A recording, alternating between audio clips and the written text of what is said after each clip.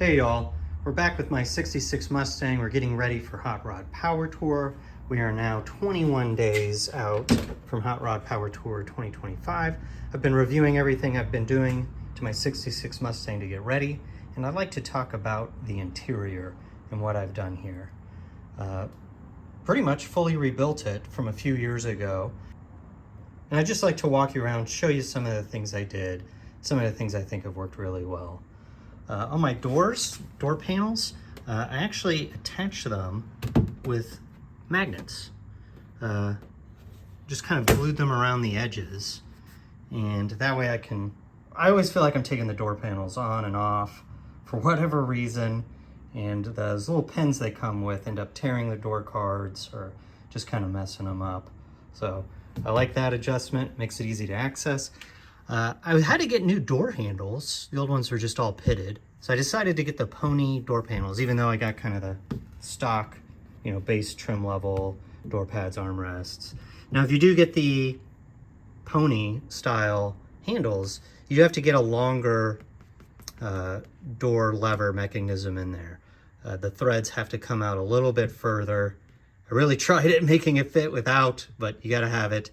And there's this trim ring that comes with the pony handles. Just a nice little feature. And you can see here I don't have a window crank. I should put a little cap over that. The door cards just come with those holes cut. But as we step in here, I don't have the window cranks there because I have power windows. And here, kind of where you would see a center console, maybe a little further back, I just put in this black project box, and in the front cut a little hole, and I put these power window switches. I think they come out of a Jeep Wrangler. And those Wranglers, you can pull the doors off. So they have the power window switches. I think they're mounted in the center of the dash. Anyways, I just found these. They were nice and compact, all four together, because I actually have the rear quarter windows are power windows as well. And so they're in the middle here. I didn't have to run a lot of wiring to the doors and have the switches on the doors. It's already kind of tight in the interior here. All four switches together. And then I was running wiring to this box just underneath the carpet for the four windows. I ran a couple extra power cords. So you can see I have kind of your regular cigarette lighter input if I need it. Actually, that's the back one. It's the cigarette lighter input because I have an accessory in there. And this front plug is a couple USB ports, charging a phone or whatever other accessory I need. This back one that I actually have plugged in is these, they look kind of like black seat covers. They're actually ventilated seats. They provide some airflow. They got a little fan right on the bottom on the front, and they pull some air through. I actually always had seat covers on because for whatever reason, I decided to go with a white interior. The car was originally blue, kind of blue on blue. It was a Wimbledon white exterior. But when I was redoing the seats, I actually just recovered the back seats, just put new covers over them. I've just bought new front seats. I think these are Pro Car seats. I went with white for whatever reason. So I've always kind of had some covers on here most of the time. And so these actually work well, and they give me this ventilation. Hot Rod Power Tour in June. I feel like it's going to be a good accessory to have. Okay, let's start going through the rest of the interior. What I get asked about most is probably this dash.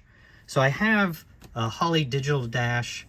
I think it's like the 6-inch digital dash. They've come out with newer, bigger ones since this one, but I'm running the Holley Sniper. I covered that in another video. So I got the digital dash up here. And I have vintage AC.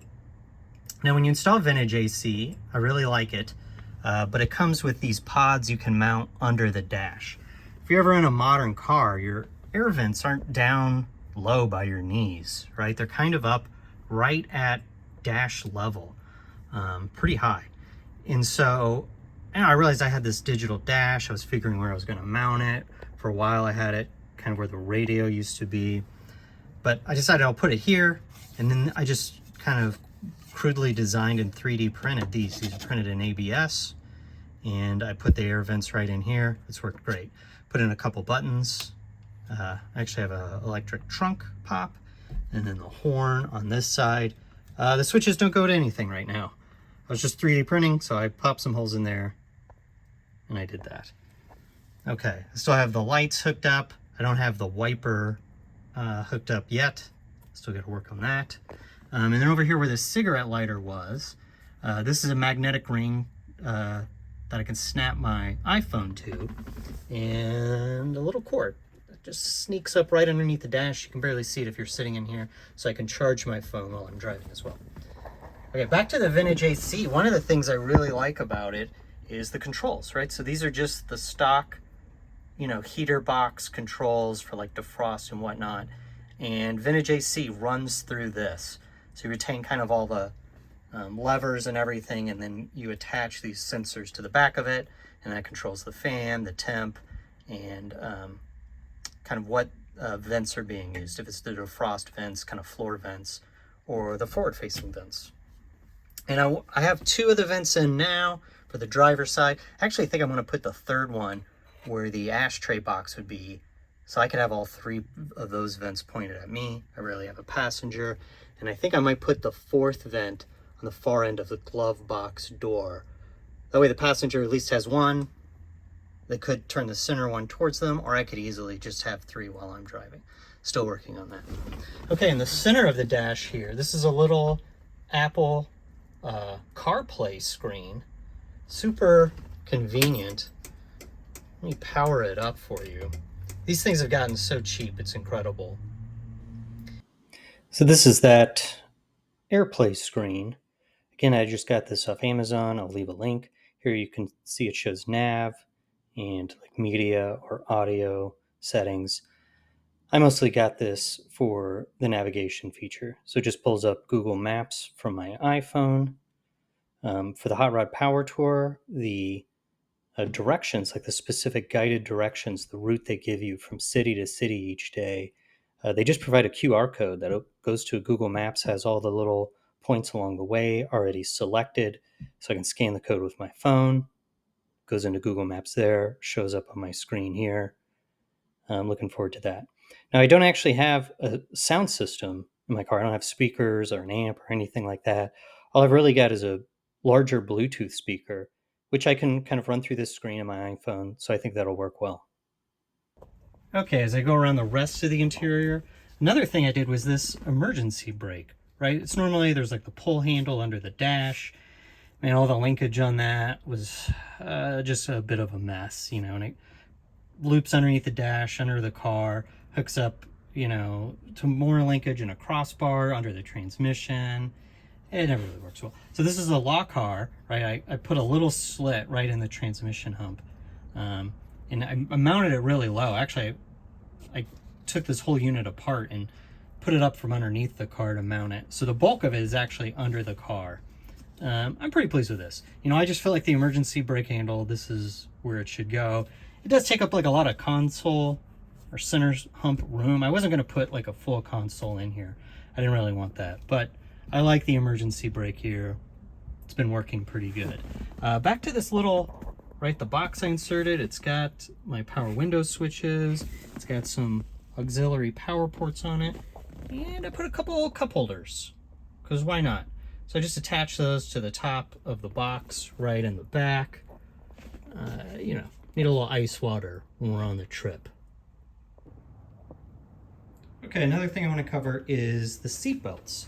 So I put in these seat belts, and again, I'll provide links to the seat belts and all the other kind of things I got, the power window switches, my little CarPlay screen. But these seat belts, right, there's a roller unit that has the bulk of the seat belt, bolts through the floor of the car, comes with like a big washer on the back. It's pretty solidly mounted, comes up through a pivot point here.